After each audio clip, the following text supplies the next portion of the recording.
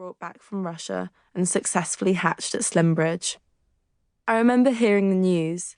It was an extraordinary and poignant moment, demonstrating what can be achieved when global conservation organisations work together.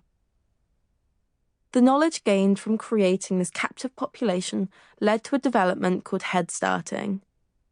Conservationists collected, incubated, and hatched the eggs on their breeding grounds, and then hand-reared the chicks ready for their safe release. This process helped increase the number of fledglings that survive each year by 20%, and since 2015, 180 sandpipers have been released back into the wild. Today, the population is estimated to be around 1,000 birds. In 2015, I was lucky enough to visit Sanadia Island in Bangladesh as part of the International Task Force to make account of the migratory population. Every winter, the sandpiper departs its remote breeding grounds in the far northeastern Russia to undertake a 8,000-kilometre migration, travelling along the coasts of Russia, China and South Korea, down to Myanmar and Bangladesh. Just 14 centimetres long, its comical, spoon-shaped bill is very much part of its unique identity, and the tool it uses to sift through mud and silt in pools on beaches, mudflats and other shallow wetland areas, in its search for small invertebrates to feast upon. As Mum and I boarded a motorboat to sail out to Sanadia Island's mudflats to begin counting, we had only one question in our minds. Were these winter visitors increasing or reducing in numbers? It was a hot day, and a heat shimmer lay over the land. Was that a sandpiper in the distance? Yes. There was its weird bill, its fluffy white underbelly and speckled brown and grey wings. It was strange to see the bird in the flesh and feathers, knowing it had successfully made its epic trip. This was a project I could get behind. The year before, I had launched my blog, Birdgirl, where I featured the many birds I had seen around the world. Now, I added the sandpiper's plight to my pages, and in Dhaka, I was able to use my growing social media platform to publicise the plight of the sandpiper through TV and national newspapers within Bangladesh, as well as to the Bangladeshi diaspora in the UK.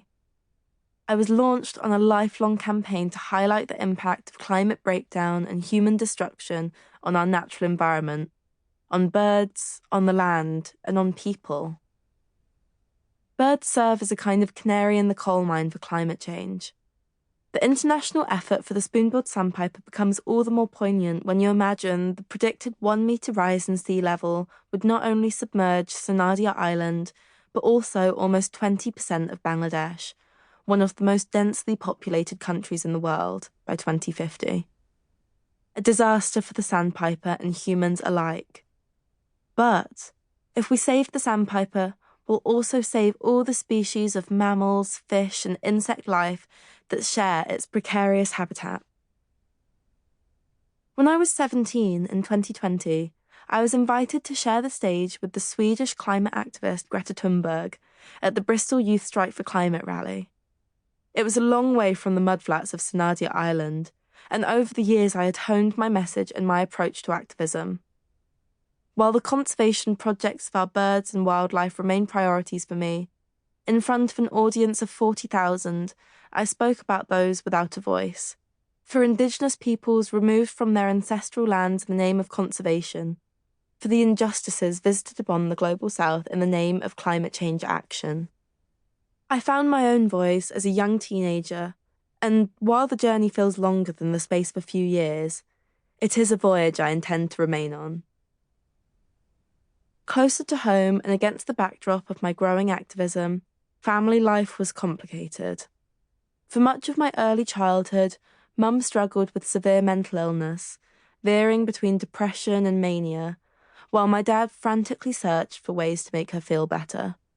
Birds came to our rescue, time and time again, a vehicle for healing, taking us out of our lives with bursts of fresh colour, fresh wonder, providing enough sustenance to help us face whatever challenges lay in store. I haven't enjoyed an easy migration into adulthood, but I hope to share within these pages how everything started with birds.